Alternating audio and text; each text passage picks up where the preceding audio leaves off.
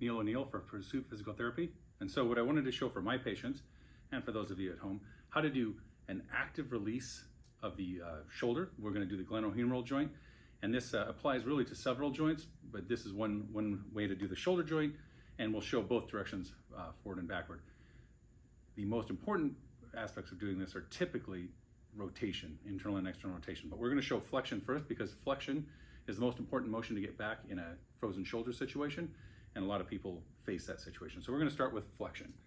We've already done our other articulations. We've already been doing our range of motion, and even though it's limited.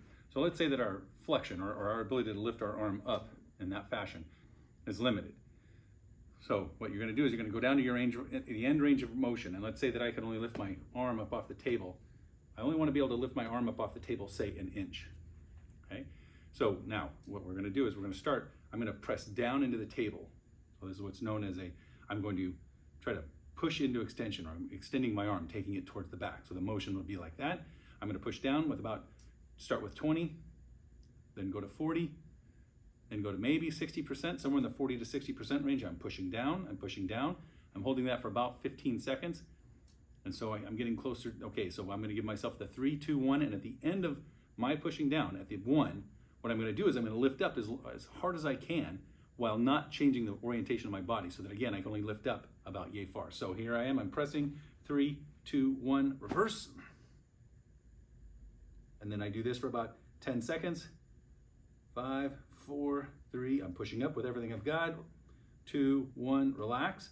I take advantage of my new range of motion. Okay, say I got that much. Maybe I do, maybe I don't. I just take up what I can. Okay, again, I can only lift up my arm that much.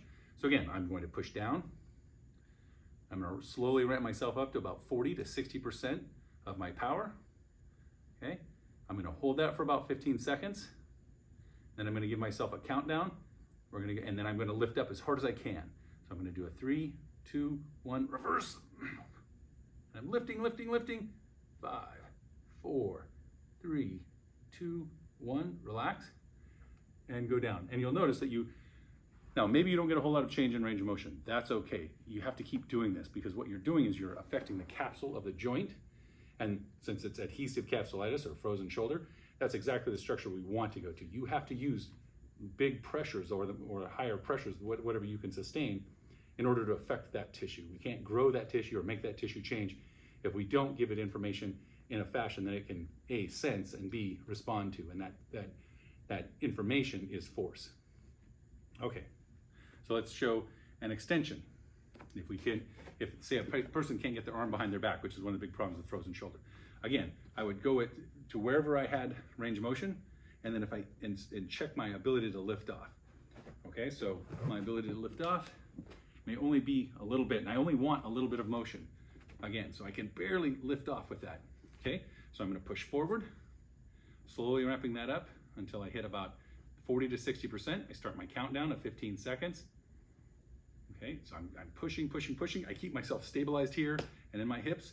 You have to engage the abdominals here, so this is a full body exercise. I'm pushing that direction with 40%, trying not to move. And when I lift my arm off, I'm going to lift maximally backwards without moving any other part of my body. 3, 2, 1, push. Now maybe my arm doesn't go anywhere, but I keep pushing as hard as I can for 10 seconds. 4, 3, 2, 1, relax. Come forward into the range of motion that I've just gained. And I keep progressing that. And you can do this several times, especially when you're doing it about 40 to 60%, somewhere in the range of 8 to 12 repetitions of doing that. So why don't you start there? Ideally, you would do this a couple of times a day, morning and night, and especially before or after a workout, anything like that, to maximize and maintain your range of motion.